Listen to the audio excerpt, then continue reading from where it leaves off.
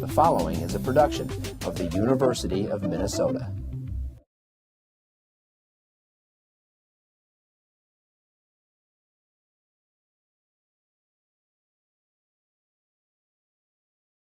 Yep, I guess that's it from mine. So today we have with us Kate O'Hare, and she's the director of Midwest region. And Kate O'Hare has been with EDF Renewable Energy, which was formerly the Annexo Development Corporation, since 2002. In her role as a regional director, Kate's primarily responsibility is to create and implement a comprehensive strategy for the regional market. Kate has mentioned that her passion for renewable began with a fifth grade science fair project on solar heated houses, and it has grown from there. In her previous roles with the company, her responsibilities have included land acquisition, customer market analysis, project due diligence and permitting, participation in project finance, oversight of project development activities from initial project up to the development and construction stage. In her tenure, Kate has participated in development of over 1.5 gigawatt of wind energy projects in the Midwest. She is active in many regional and national renewable advocacy groups, including the Twin Cities chapter of the Women of Wind Energy and Wind on the Wires. Kate holds a business administration degree from North Dakota State University. So we welcome you, Kate.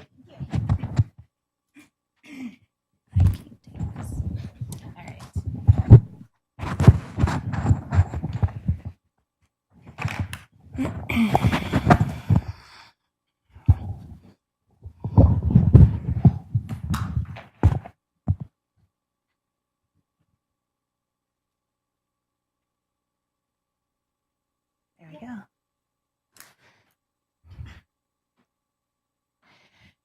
All right. Whoa, that's really loud. Well, thank you for the introduction. And I'm here today to talk to you a little bit about something I'm pretty passionate about in the overall wind project development process. I understand you guys have started to look at some of the materials from a little bit more technical perspective. And this presentation here is going to be a little bit more broad overview of the things that it takes to develop a wind project, basically from the ground up, starting at ground zero. Now, I will classify this and tell you I'm about to try to sum up about 7 years of work in 90 minutes. So some of the information I'm going to breeze through relatively quickly. And if there's questions, we'll leave a little bit of time at the end for clarification. So, let's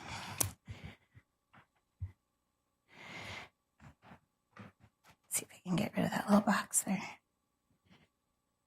Oops. All right, so just a few things I wanted to touch on today. Just take a glimpse at the industry as a whole, talk a little bit about why we develop wind and what drives the market for us to develop it where we do. A glimpse at the project development process and the various steps that we have to go through and how a project gets refined from just a spot on a map to an actual operational wind project. And then just a sneak peek at some construction photos so that you can sort of see the project itself come to life. So there are 6 really key elements of a successful wind project, and those would be the overall market and having a place to actually deliver your product, the wind or the fuel that goes into our project as a whole, transmission or actually getting our project to the market, having land or a place to develop or build our project, permits, the rights to actually build the project, and then financing, of course, the money to build the project. Each one of those is a critical piece of the overall development process, and without one of them, there can't be a wind project. So what we're going to do is break those down a little bit and really talk about how each one of those components come together to ultimately end up in a wind project. Everybody hear me okay? Okay, good. All right, so the wind industry as a whole is really driven in the United States by just a handful of items. And the biggest driver here in the U.S. is really driven by policy. Many states throughout the United States have what's called a renewable portfolio standard or renewable portfolio goal. And those are really legislative mandates or objectives that are set out for the states to try to meet as an overall component of their generation portfolio. In addition, there have been some states that don't have renewable portfolio goals or standards, but are looking more at the federal side of things. And there's been some talk about enacting a federal renewable portfolio standard. And in addition, there has been some recent court cases and legislation looking at overall carbon mitigation efforts, which have driven the market a bit on the policy side of things as an effort to offset or stop any sort of actual policy coming in place to offset any carbon effects that utilities might have.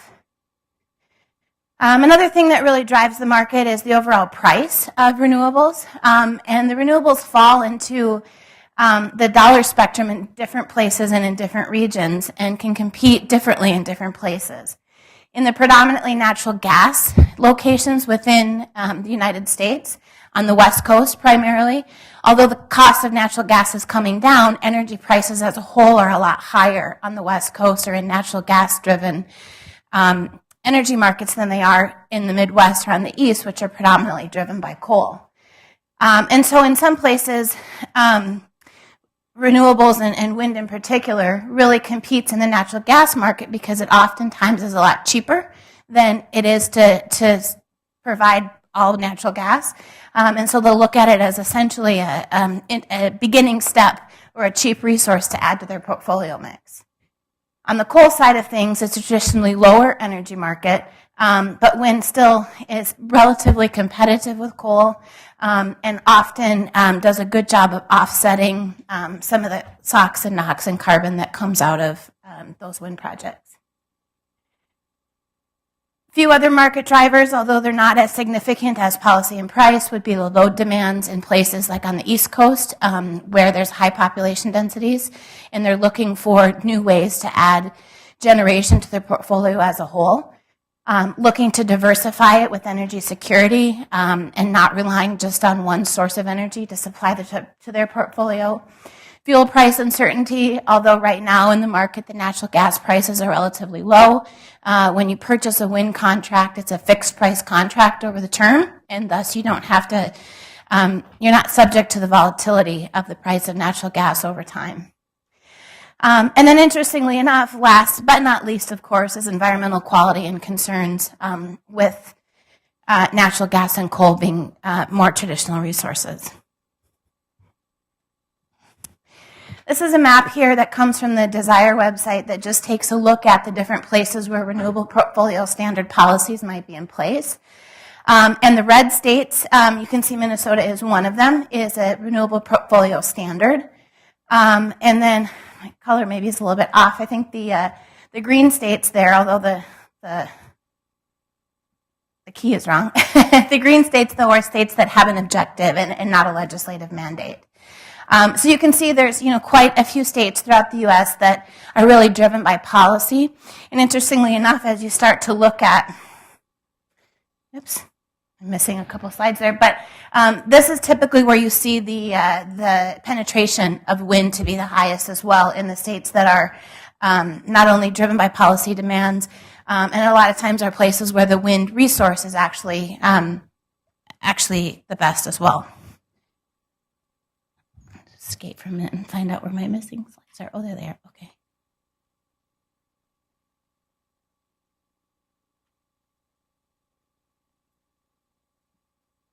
Oops. I'm froze. Sorry. Come on. There we go. Okay. So I'm going to skip ahead there for a minute. And again, you can look at this at an overall installed capacity. In some of those states there that have the RPS requirements and RPS objectives. And then look at that compared against the wind map of the United States, where it really starts to follow the windiest spots and the places that you're going to see some of the best resources. You'll notice that in the southeastern United States here, it's on the relatively low spectrum of the wind speeds, which matches with the RPS demands and the overall installed capacities. Just a sneak peek at the Minnesota RPS, there's a significant amount of wind installed in Minnesota, which is driven primarily by the RPS here. Xcel Energy has a requirement to deliver 30% of their portfolio from renewables by 2020, with step-ups that occur over the course of time. And all the other utilities within Minnesota, municipals, cooperatives, and investor-owned utilities, except for Xcel, have to meet a 25 by 2025 objective. You can see that 2010 and 2012 were both benchmark years for utilities, and you'll see on the next slide that how the industry has sort of responded to that, and really the next step up is going to be in 2016, when there will be more requirements in order to satisfy the RPS requirements.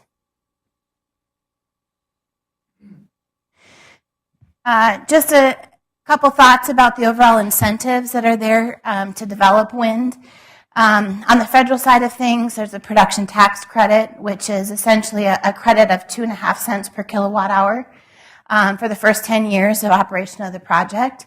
That's set to expire here at the end of 2012 and has been somewhat of a controversial topic in the recent debates.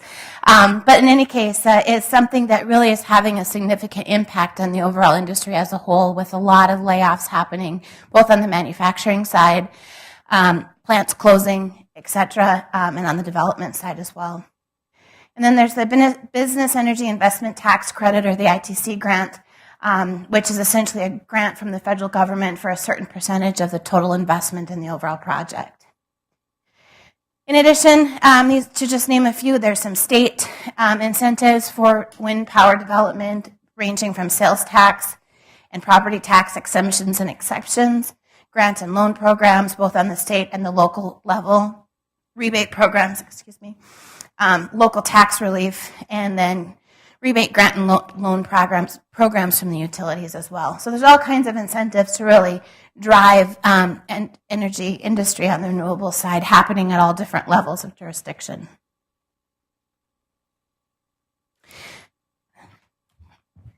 So just to take a look at it, if you think back to some of those step-ups there, you can see that in 2012, almost 12,000 megawatts of wind were installed within the United States.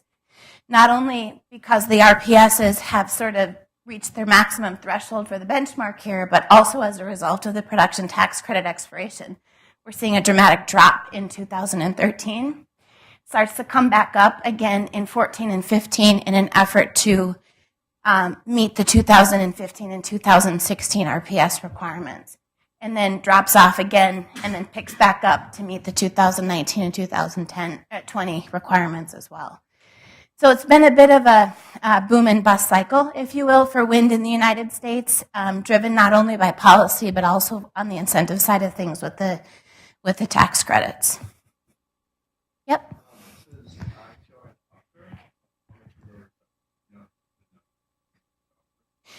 Sure. So the majority, I'm going to step over here. The majority of the offshore is really looking at these sections here in what's called the ISO New England and New York.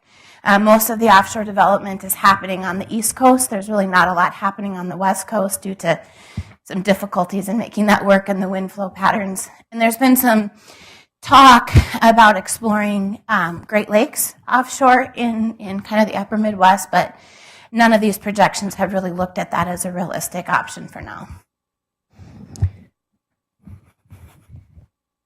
Good question, thank you.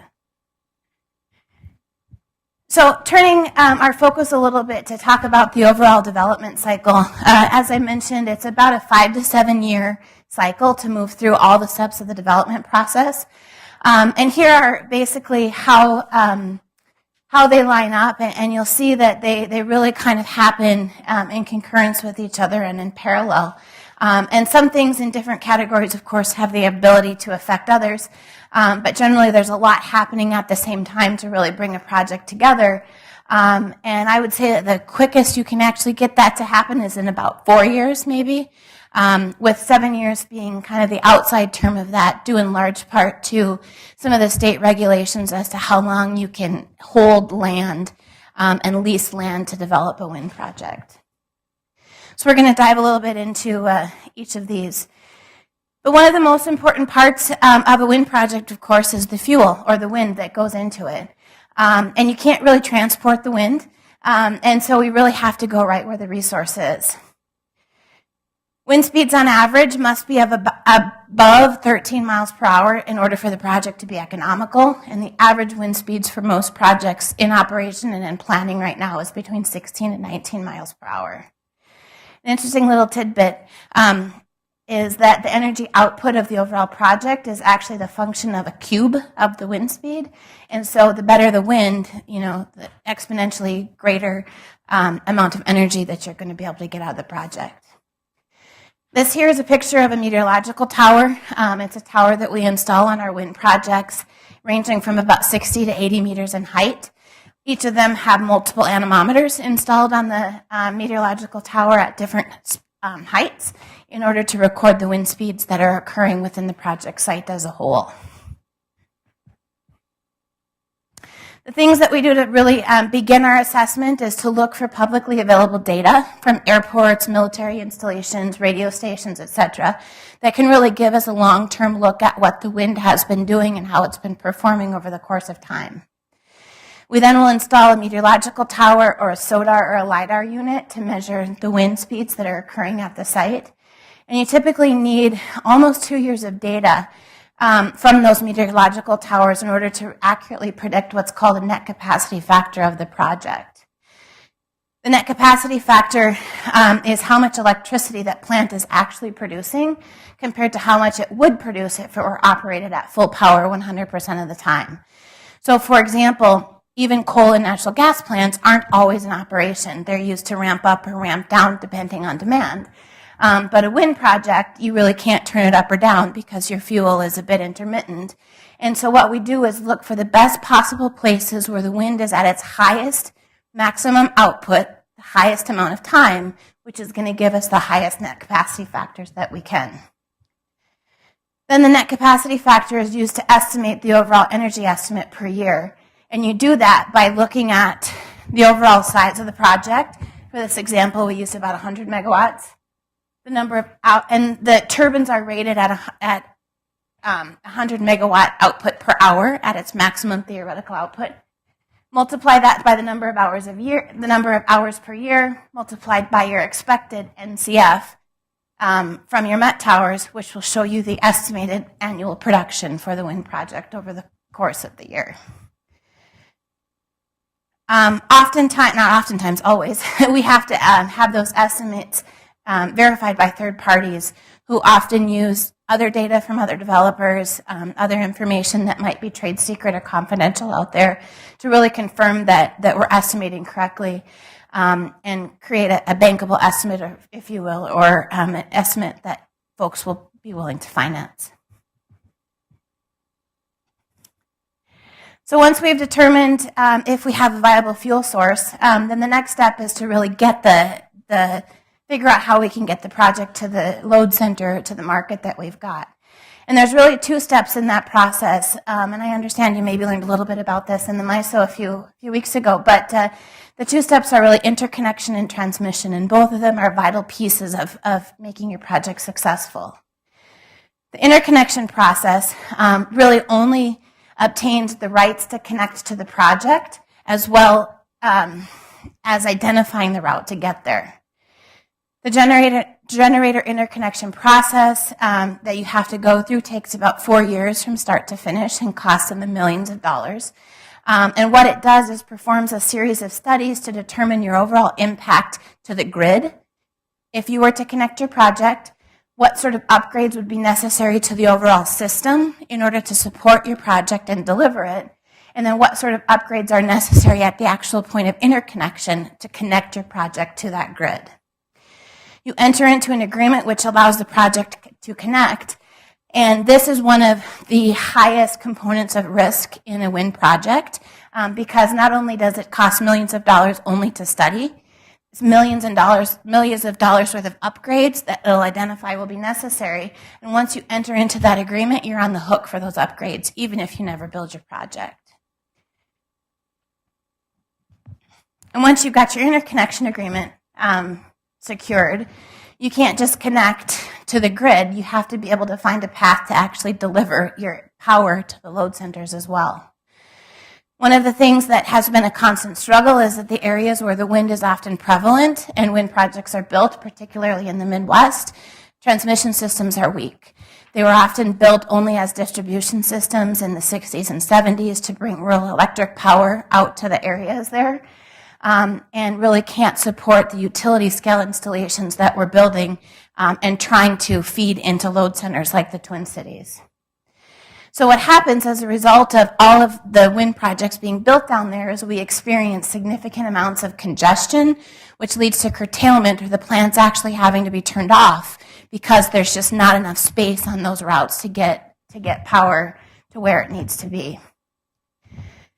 In your planning purposes, you can use existing lines, you can build new lines, or you can wait for upgrades. And as of late in the industry now, there are significant major plans for transmission infrastructure upgrades in the works. The MISO just recently approved a series of 17 high voltage lines known as the MVP plan, which are going to bring significant upgrades to much of the upper Midwest, really with an effort to focus strictly on renewable energy and deliver those to places where the load is needed. And then there also have been some efforts such as a group called Clean Line Energy who is looking at essentially a retail electric line. They're not a utility, they're not an independent power producer. They're just going to build some transmission lines and essentially sell the rights to utilize them and deliver energy where it's necessary. So it really takes good project planning to find strategic locations on the grid where transmission is not constrained so that you're not stuck in a situation where you've invested hundreds of millions of dollars building your project and can't deliver your power anywhere. Another option that is less popular but is out there that you can actually purchase rights to a transmission path that assure deliverability of your goals. But through those purchase rights, you are responsible to actually upgrade the system to allow that power to be delivered. And transmission lines are, millions of dollars a mile to build. So it's really not an economical or feasible solution to deliver right now, which is why we look at some of these other options so somebody else can carry the risk. So once you've identified your fuel source and you know how you're going to get it where it needs to go, now you start to really dig into the nuts and bolts of the project. Land acquisition is a major component of the project as a whole, and projects are typically constructed on flat, contiguous land. Land uses in the Midwest are very compatible to that. It's primarily ranch and agricultural land.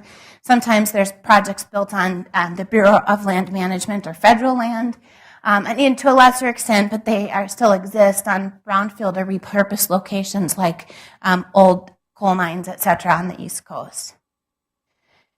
Unlike utilities, the developers don't have the power of eminent domain, which allows them to just go in and take the property. So landowner and community support are critical to the overall success of the project. We obtain the rights using a lease or easement agreement, which is long-term, which will cover the operational life of the project. And the project hosts are paid on a flat fee or royalty basis based on the overall project production. And typically with the size of turbines that we have these days, an average of 1 to 2 turbines are placed on about 80 acres of land. So you can imagine for a 100 megawatt project, we typically need about 8,000 to 10,000 acres of property that's unobstructed and contiguous. One of the benefits of wind in the local communities, there are significantly economic. And landowners typically get somewhere in the neighborhood of about $3,500 per megawatt, in addition to an acreage payment for the land that that is hosting the turbines. Local property tax revenues are anywhere from $150,000 to $850,000 a megawatt, depending on the jurisdiction. Lots of jobs are brought into the local community during the construction process, and permanent jobs as well on the operations and maintenance side to keep the project operational for a long term. Yeah. They vary widely across the different markets, but that's a typical average payment in the Midwest here. The turbines these days are, in the 1.7 to 3 megawatts or so. So you kind of multiply that by the rated nameplate size of the turbine, and people are getting $7,000 to $10,000 a year per turbine. Yeah. That would be to the turbine hosts, so the property owners. Any other questions on the land side of things? So just a quick look at sort of the ripple effect. Not only are the direct impacts to the local community from the actual project themselves, but there's second and third tier impacts as well from the money that's being infused within the local communities. And one of the things that we often see in places where we're going to develop new wind projects is it really does a good job of keeping the rural areas rural, bringing attention, local jobs, local resources, utilizing anywhere from the garage to the local grocery store to the restaurant to provide services for all of these people that are coming into the community. Hotels, rental houses, real estate like that. It really is a significant impact to the community, and in some cases has kept businesses alive because they've been able to make years and years worth of revenue in just a short amount of time. So once you know where your project is going, where your fuel is coming from and what it looks like, and how you're going to get it to the load center, really the next step is to basically do an overall project autopsy and try to dig into the real nuts and bolts of what's going to make a project work. And this is the majority of, but not all, of the different pieces of things that we're looking for. And really what we're trying to do is identify issues, manage risk, and mitigate them to the extent possible.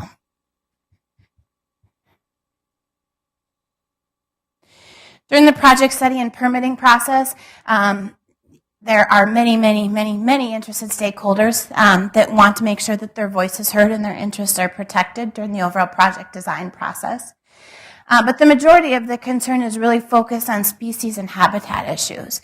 Especially in the last couple of years, there's been more of a focus and more of a concern on making sure that threatened and endangered species are protected, bird, avian, and bat species are not significantly impacted by the wind projects. Native prairie lands, habitats, etc., continue to thrive and grow and aren't impacted by the increased traffic from the project, etc. And so I just tried to list a handful of agencies who all have an interest in the project and we have to consult with as we go through the process. We deal with the Fish and Wildlife on the federal level with species issues, the U.S.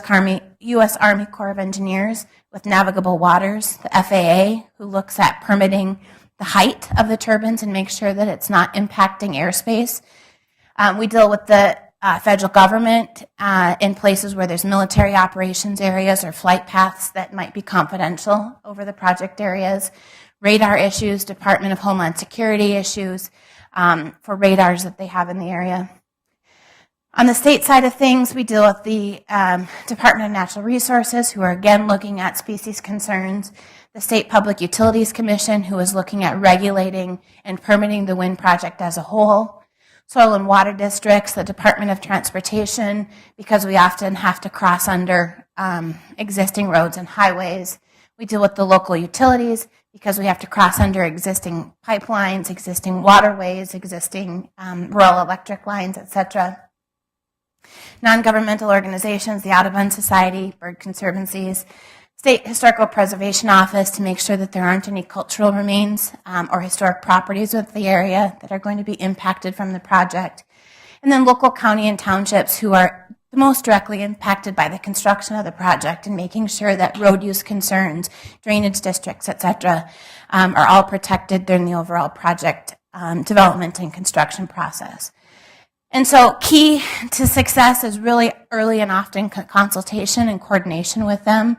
One of the first visits that we make when we begin to plan a new wind project is to hold a stakeholder meeting within the project area and invite anybody interested to hear about what we're doing, learn about our project plans, and have an opportunity to voice their input or their concern.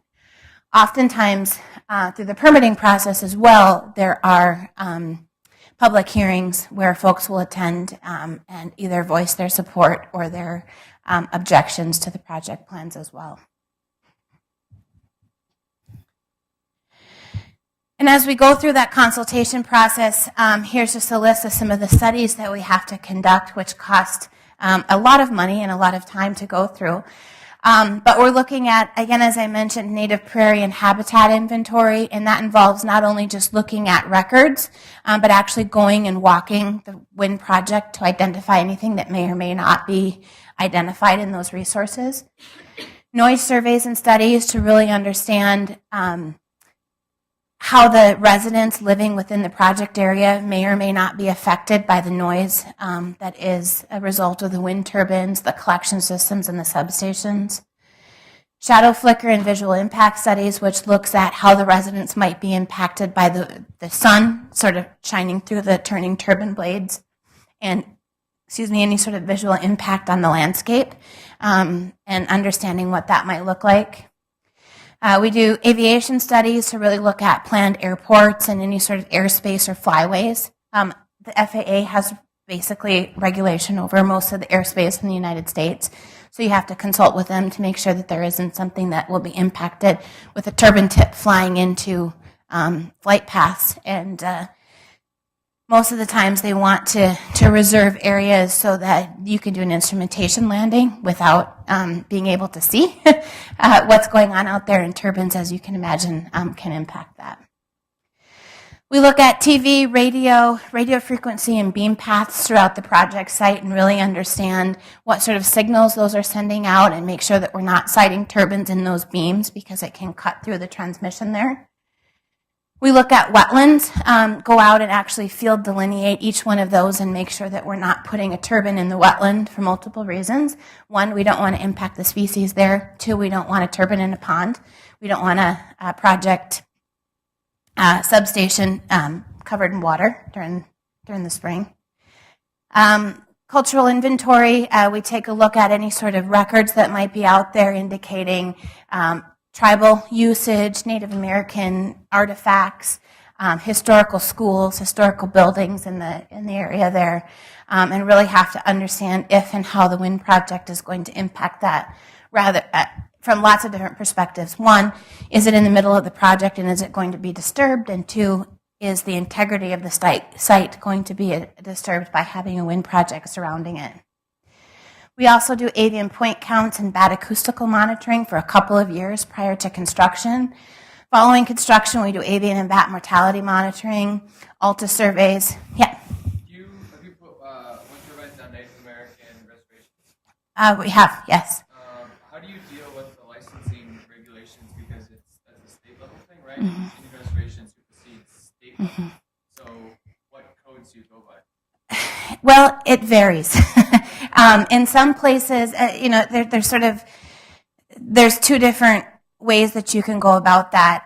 Oftentimes, even in private land, the tribes have an interest in that because of historical usage, and in those cases, the state guidelines would supersede the tribal guidelines because they don't have a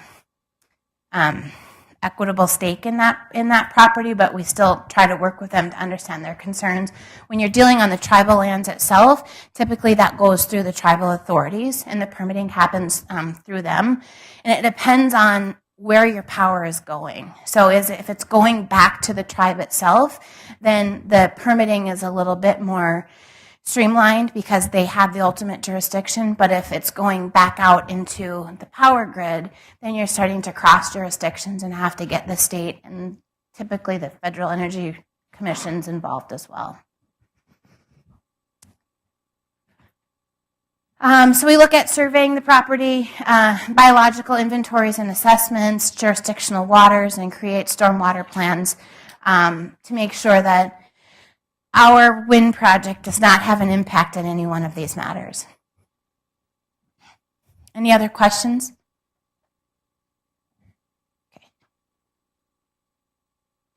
And really, the goal in the overall project studies is to refine your space and be able to know exactly where you can build your wind project so that it won't impact all of these different things that we've looked at. So we identify the issues and really work with the various agencies and stakeholders to develop mitigation plans.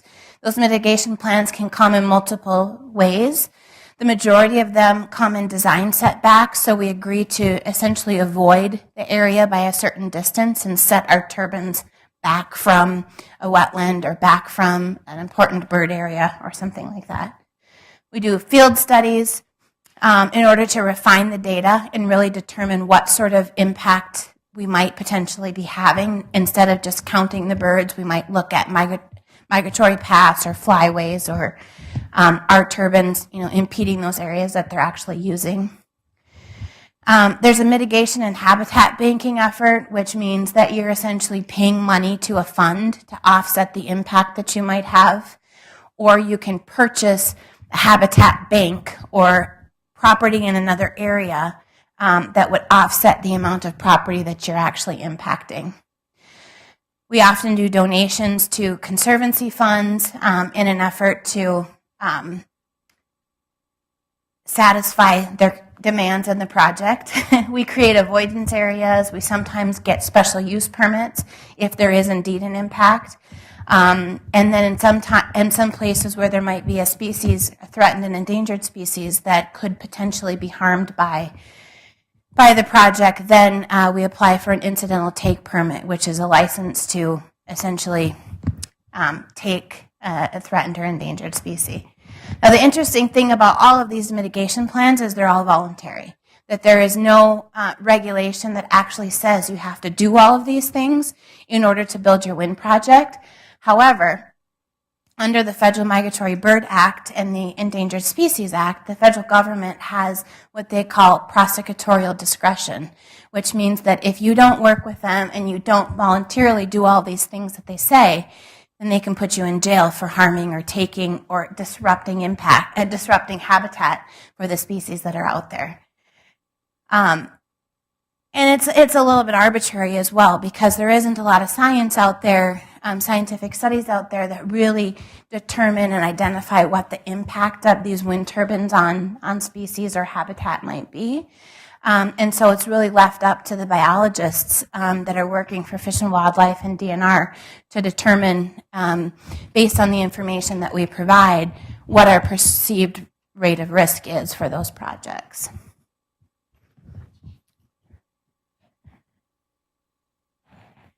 So after talking through all of that, I wanted to put it in a little bit more of a context for you and sort of show you, as we go through those steps, the impacts that it does have on a wind project, or that it can have on a wind project. So this here is the map of a project that we built in southern Minnesota in 2011. This is the Lakefield Wind Project. And this is about 26,000 acres of property. And it's about a 10 by 6 square mile project area. And this is I-90 in southern Minnesota that's bisecting the project there. So this black line is really our target area that we went out to acquire land that we are intending to build a wind project on. So after contacting everybody in the area, the property in green is the landowners who decided to participate in the project that were willing to host wind turbines. The property in the pink are folks who were willing to participate in the wind project but didn't want to host wind turbines, but would allow us to site turbines close to their property and do what we call utilize the wind rights that flow across their land. So for example, if you look up here, there's a piece of property in pink between two green ones. We can put turbines here and here without any sort of disruption from some potential future use of this property here in the middle. It restricts them from building houses or barns or something that might interfere with the wind that flows across the property. The properties in blue are folks who agreed to participate but only have wind rights and collection lines across them so that we could put, let's say, a turbine here and here and connect it through the property there with a collection system line. And then the folks in the crosshatch are folks that we want to avoid at all costs. And folks in the white are just folks that ultimately ended up not being interested for various reasons of participating in the project. And this took about 3 years or so to acquire all the land rights for the different folks within there. And you can see as we start to parcelate the data, each one of these little tiny parcels is owned by somebody different, and so you have to negotiate contracts with each one of those folks that are participating. So the next slide here, again, we're looking at, this is a little bit more zoomed in. Our project boundary was revised to really focus around just the perimeter of the project of the folks who are participating. And this pink section here was a result of our aviation study, which identified future expansion plans for the airport to the east of this project.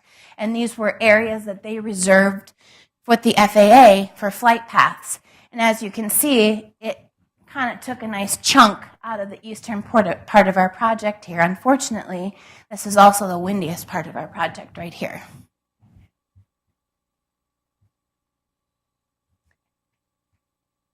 So as we dug further into the processes here, we've got the pink again overlaid on the green, and then it added another little sector of yellow there, which is areas where the airport was reserving space for instrumentation landing as well. So in the event that there was bad weather or something, they expanded the size of their reservation to make sure that their folks wouldn't be interfered with on their instrumentation components of their landing gear. So we start taking this even a little bit further. It's a little bit difficult to see, but in the middle of the project there was a proposed bird area that the American Bird Conservancy had nominated for special protections, which took yet another big chunk out of the middle of our project. Ultimately, it didn't get voted in, so that got cleared out. But then you can see a little bit better on here with the crosshatch area. Then we did a radio frequency, TV, and radio station study, which identified all of these circles are land mobile stations or places that have receivers or radar on them. And these yellow lines here are lines that are projecting to receivers on different places. So that takes even some more property out of potential for wind development. So then the next step here was to start to look at how do we, this one is a map that's looking at waterfowl areas, protected areas by the DNR, and places that they do not want any additional development in. So we've got some cross-hashed areas there, some red areas here, some yellow areas here, all areas way up at the top that we were asked to avoid for development from DNR and Fish and Wildlife because of the way that the property is used.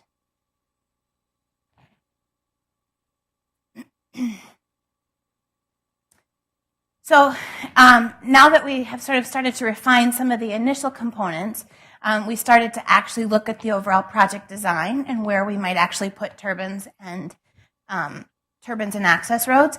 And these blue pieces here are jurisdictional waterways that you have to get special permits for from either the Army Corps of Engineers or the Soil and Water folks. And you can see there are a significant number of places where we start to cross into these, where we would have to add special permits to the project work.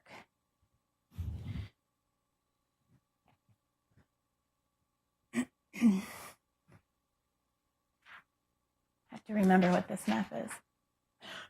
Okay, so this next map here then adds Conservation Reserve Program property, as well as waterfowl protection areas and Reinvest in Minnesota properties, all areas which we were asked by different agencies, again, to avoid.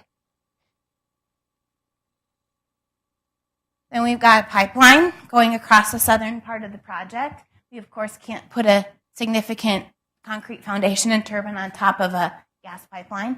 So that took yet another chunk out of the project. Power lines that bisect the project, which we have to make sure that the turbines are set back far enough from in order to avoid any major catastrophic failures and taking out power lines within the southern part of the state. Rural water lines, we can't put turbines on top of the rural water lines for obvious reasons, so those had to be avoided. Setbacks from residential houses. The state of Minnesota regulates that and makes sure that we're set back at least about 1,000 or more feet from houses. So that took even some more property out of contention for turbine hosts. And when you put it all together, this is what it looks like. So the green areas that are still here are the signed land, and then all these other constraints are places where we can't put wind turbines or project infrastructure at all. And so what we do is create this overall constraints map and then invert it, which basically leaves us with these light green areas are the places that we can actually put the turbines within the project area. And you can see that with all those constraints considered, it takes, from the 26,000 acre initial target, we were down to about 6,500 acres left for turbine hosting.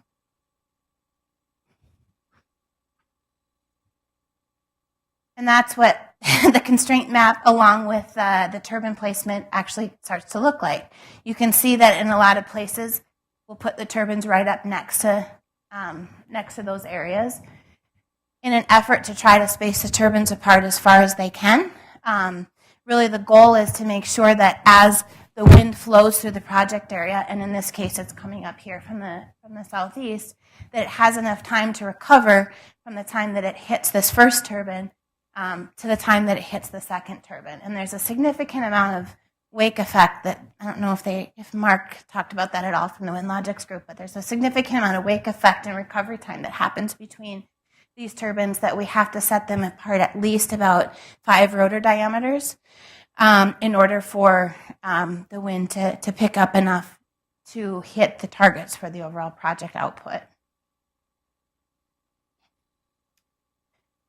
And then taking the constraints off, here's what the project looks like. Collection system lines are in red, and then the blue lines are the access roads that are built in order to accommodate accessing the turbines for operations and maintenance.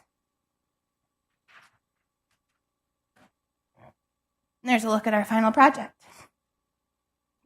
Excuse me. Oops, that slide's in the wrong spot. But most of the project permitting as a whole is governed by the State Public Utilities Commission. That's how it works here in Minnesota. Sometimes you're lucky and it's governed by the county, and that typically only takes about 3 to 4 months to get through. And sometimes there is no jurisdiction at all. In certain counties in Iowa, they don't even have a wind development code, but they're hosting significant amounts of development. Essentially, you walk in, you propose your project development plans to them, and they either approve it or deny it, and that's the extent of the jurisdictional permitting that you do. But a significant amount of project study goes into an overall project application, and it typically takes anywhere from 3 months to 1 year to get your project permitted and ready to go. Once you've done your studies and you've got your permits and everything is ready to go, you've sold your project to the project off-taker, the last step really is to obtain your project financing. The initial capital investment is very high in wind projects because you're buying your infrastructure, your turbines, and everything has to be purchased in order to build your project. And so oftentimes it does require project financing. Sometimes the projects are sold directly to the off-taker. Ownership by utilities is at an all-time high right now, where the utilities are hiring developers to actually build the project, but they will own the project for the life.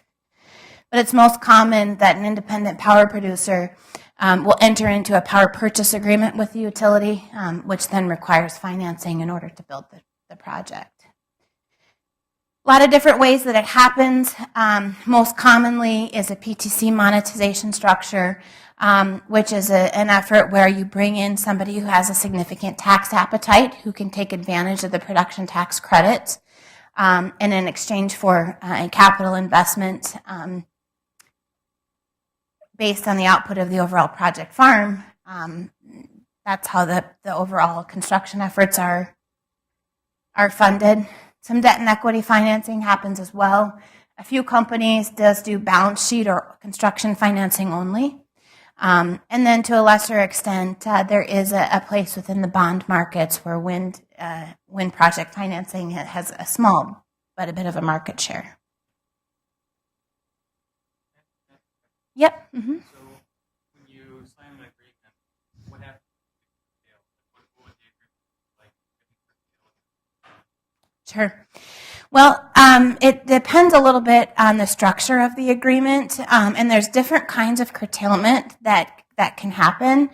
And the two different kinds are what they classify as either transmission curtailment, which is a result of reliability issues on the overall transmission grid, and it's curtailment that's mandated by the independent system operator. So the MISO is calling for certain folks to shut down because it has the potential to overload the system as a whole. Transmission curtailment is not compensable, so it's just a risk that you have to carry the burden of by the project. We do a lot of transmission studies and curtailment studies to try to understand how the system is going to react to that, but that isn't compensable. The other side of it is economic curtailment, and economic curtailment is curtailment that is called for by the off-taker or by the utility. And so in the event that they're managing their load, or they have cheaper power, or their load is down and their demand is down, they can actually call us up and tell us to shut the plant off. Economic curtailment under most standard contracts is compensable. And so whether or not we are operating, we're still getting paid for the power that we would have produced if it's an economic curtailment situation. Make sense? Yeah.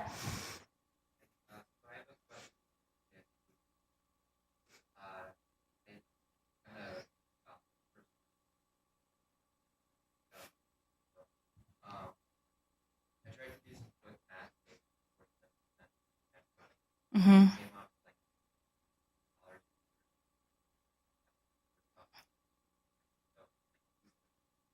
Mm-hmm.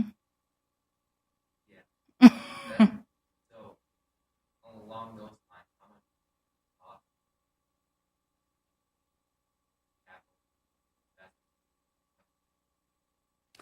So the capital investment of a 100 megawatt wind farm is somewhere in the $250 to $300 million range. When you're looking at basically all-in costs for the turbine components, the balance of plant construction, substation, interconnection upgrades, etc. The PTC is only good for the first 10 years of the project, and typically what happens when you're financing a project where you're using a PTC monetization situation, after 10 years, the investors typically exit the project, and it's flipped back to the project owner. And so those tax credits are certainly out there, and it's a very long discussion and debate that's probably best had over a beer. But I'm sorry, what was the crux of your question? Just how does it all work? Or it's a big component for the first 16 years, certainly, but is on par with the other subsidies that are out there for other more traditional resources. They're structured differently, but. Other questions? Yeah.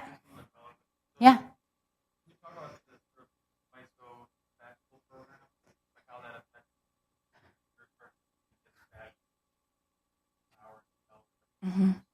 Yeah, so as of March of next year, all renewable resources are required to register for this dispatchable intermittent resource program, which is essentially a system that is monitored by the ISO instead of the utilities, basically. And the way that it works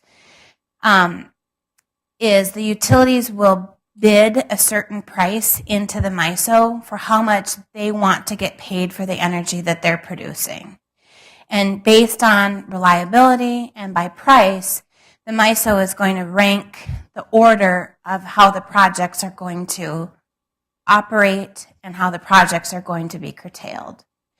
Now, in this day and age where there's significant amounts of congestion on the system, what's happening is folks are literally bidding negative in an effort to recapture the PTC credits and keep their project operational instead of just shutting it off and not gaining anything from the project. And so you're seeing anywhere from, minus $20 to minus $30 bids in an effort to keep their project operational, which means that you essentially have to pay the MISO that many dollars per megawatt hour to keep your project going, in addition to the price that you might be actually paying for the power that you're getting out of it. And really the solution that MISO is suggesting to some of these backwards issues is the transmission upgrades that are coming, which should fix the DIR program and really make it work like it was intended to look at where the load is needed, where the demand is, and make sure that they're balancing the input into the system based on those criteria. Does that answer your question? Okay. Was there another question up top? No? Okay. Anybody else? Yeah. So, who owns the P&D infrastructure?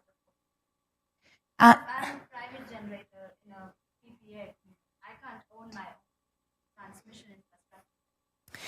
So the way that the transmission infrastructure works is the independent power producer, the project operator, owns everything up to the project substation. And then from there, the transmission owner owns the infrastructure that's getting it actually to the grid. But we, as an independent power producer, have to pay for the upgrades that are necessary to get it there. And then those interconnection agreements give us rights to that interconnection. So the ISOs or the RTOs own the P&D? No, ISOs and RTOs don't own any of it. It's people like Xcel Energy Transmission, Interstate Power and Light, ITC, Alliant Energy, big utilities. And that goes way back to the days of deregulation, when the transmission component and the energy service component of the utility split.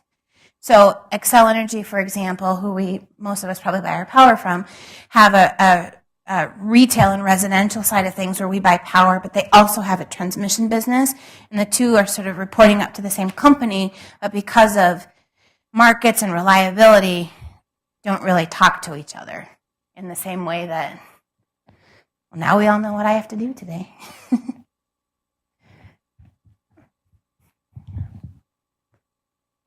Other questions?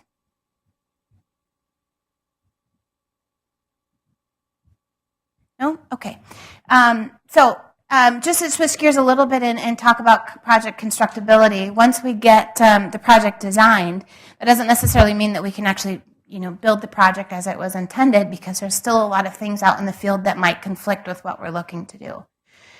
So after we get our project design, we actually go out and field check every single turbine, access road, and collection system location to make sure that there isn't something in the project modeling that wasn't picked up that's going to interfere. We also take a look at, in the extent that it's necessary, what's called a generator tie line, which would be a tie from the project into the point of interconnection onto the system grid. We look at the overall project substation and the design, culverts and drainage, road and infrastructure, to make sure that we can actually deliver these massive components out to the communities. Most of the roads are rural roads and county roads that weren't built to take hundreds of truckloads of steel and concrete a day.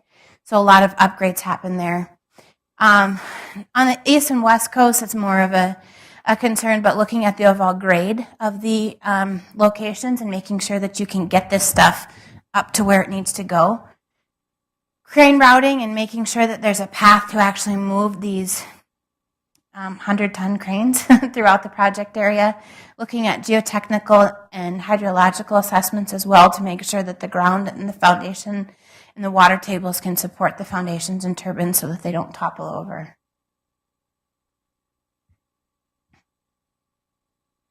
And then just to key in a little bit as to what these things look like, the access roads themselves typically are built right into the farm fields here, and they're about 15 feet wide when all is said and done. They do use some temporary turning radiuses and try to coordinate with the county and the farmers to make sure that it's compatible with use. What we really try to do, as you can see here, is kind of line it up with the crop rows so that these folks can kind of just continue with their business and not have to dodge around winding roads, et cetera, that might be out there.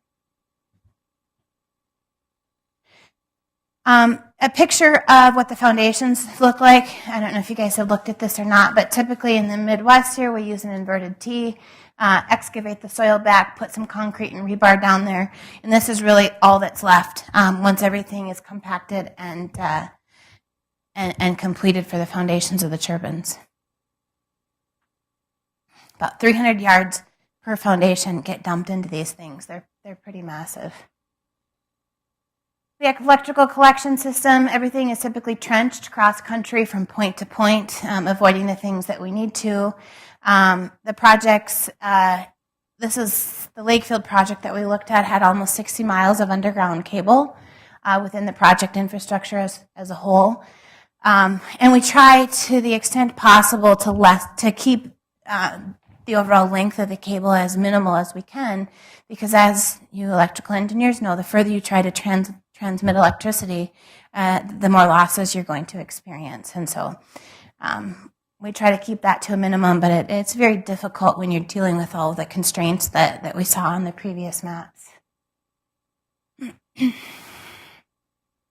Turbines are then delivered to site. Again, close coordination with local jurisdictions are important. It takes about 10 truckloads per tower to actually deliver all of the components. And it's like literally a parade of trucks and semis and escort trucks and highway patrol coming into these really local areas. And it's a very carefully and well orchestrated event. These trailers are kind of interesting. You'll notice that there's it's attached to the truck at the front, and then there's a mechanism at the back. And once those towers are offloaded, then it shrinks back up and becomes almost the size of about a standard vehicle to go back to the factory to pick up the next load.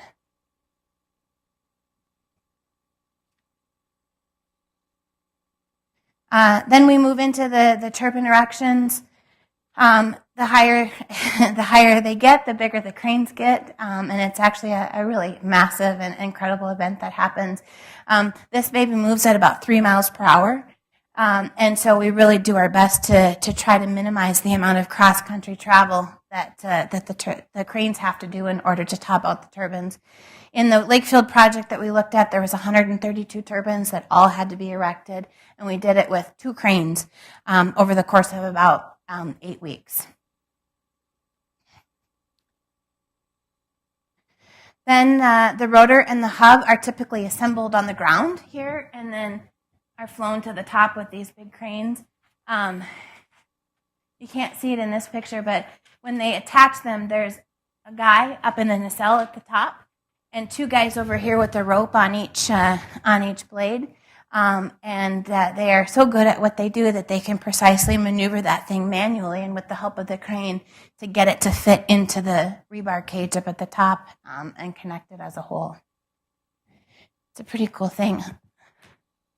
That's all the slides that I had. So any other questions or components that you want me to go back and touch on further? Yeah. Did you have a question? Oh, sorry. Anybody? Yep. I was curious about actually this slide. It says Texas wanted 5,800 kilowatts.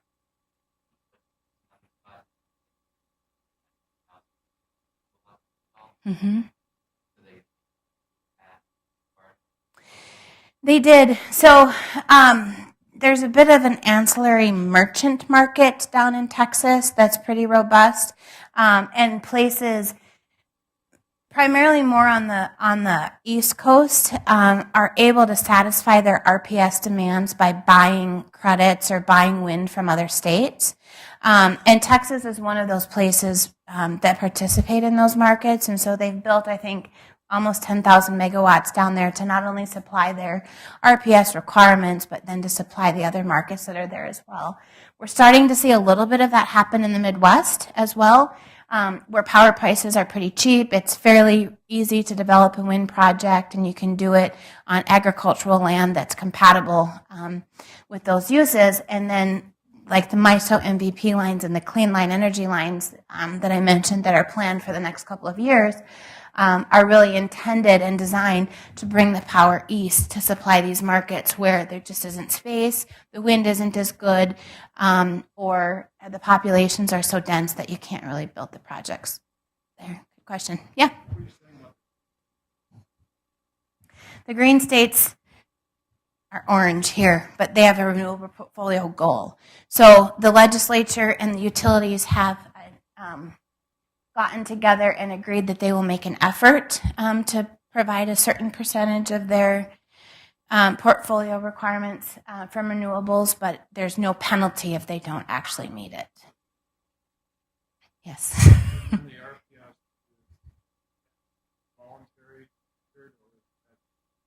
That's the renewable portfolio standard is imposed by the legislature. So there are penalties if they don't meet their requirements. Yeah. Would you say also a lot of Texas's, why they have so much wind is its unique position at ERCOT is all inside of Texas, and it's also has wholesale and retail deregulation. It's these market incentives that don't occur anywhere else. Mm-hmm. And that's combined with like 50% capacity factors. So the market is there and the wind is there, and there's just kind of exponential opportunities for it out there. Yep. Yep. Yeah. I think it was 1982 that they were supposed to meet 105 megawatts by 1982. Interestingly enough, Iowa has 4,000 megawatts of wind installed. And while there's an RPS in place there, all of that was voluntary, predominantly by Mid-American Energy, who is the major utility there, which is a Berkshire Hathaway company. So, yep.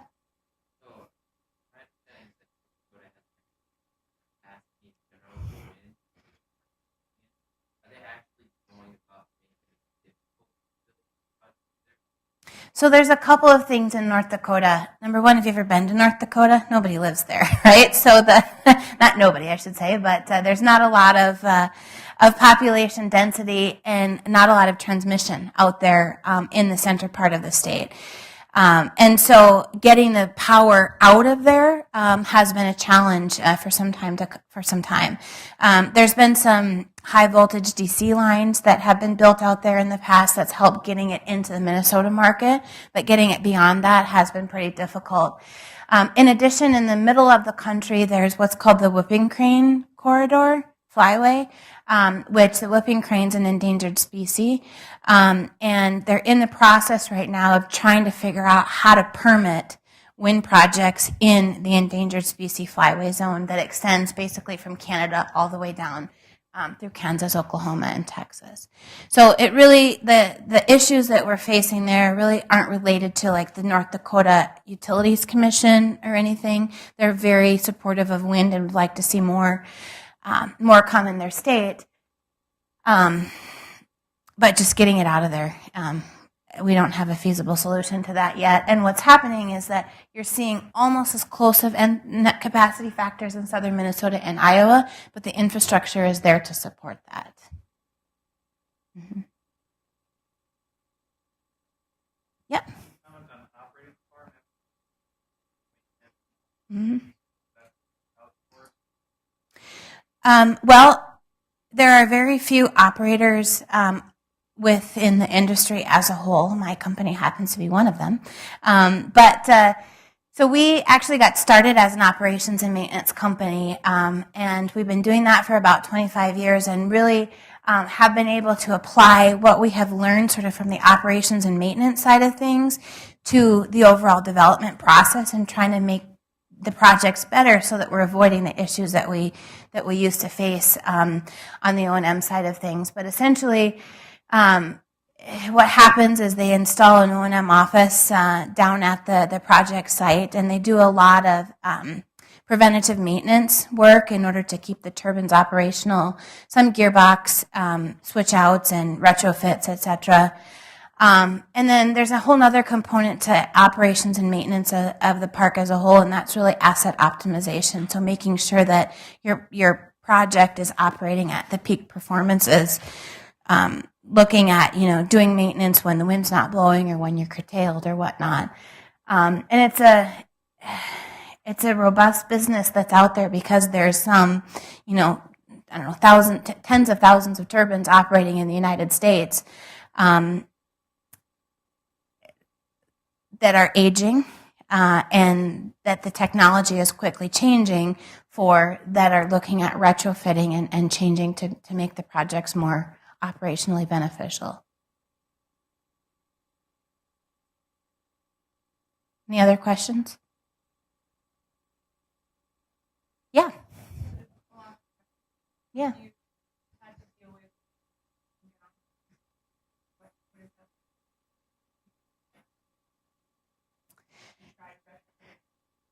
Yeah, that's a good question. So I don't know if anybody's ever been out to California, but in Palm Springs and up in Tehachapi, there are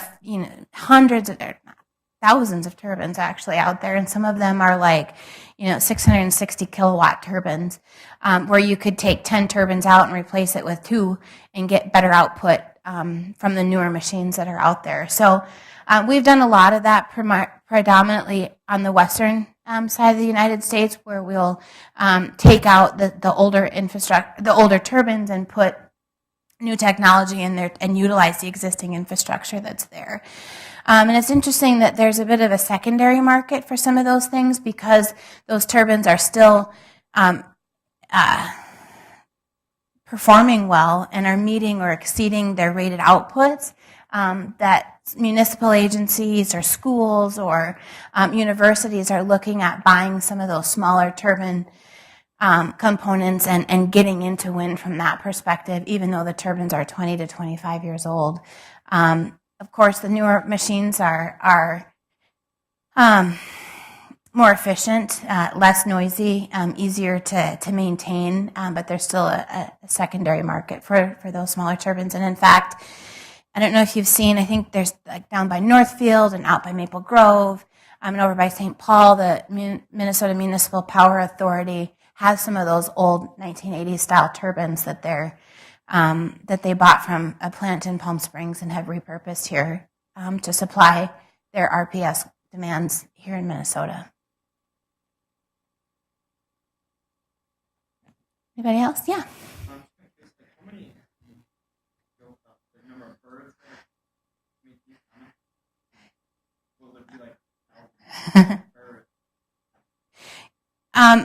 So the best comments I can give you is that with careful and good project planning, we can keep the impact to birds and bats fairly de minimis. There are a higher number of birds killed per year from cars and from smacking into your house windows than there are in turbines all across the United States. One of the things that's unfortunate is that the impact really isn't very well understood. And so there's a lot of studies and biologists and research programs that are going on out there to really understand what sort of recommendation and mitigation and avoidance issues should be recommended for wind projects. There are a handful of folks who were irresponsible in the early days and put them, in the California Condor Pass and stuff like that are bringing a lot of attention to bird kills as a result of wind projects. But overall, the impact is pretty small. A good example that I like to use is down at our Lakefield project, we had to do a pre-construction or a post-construction study, and we went through some efficiency trials where we actually had to hide animal carcasses in and amongst the turbines and have our searchers go out to find them to find out just what percentage of animal kills we would find in real life. And we had 5 times more birds that we had to hide than we actually found as a result of the impact from the wind farm. We hit about 200 birds that were killed for scientific purposes, and in 1 year it's impacted about 30 total.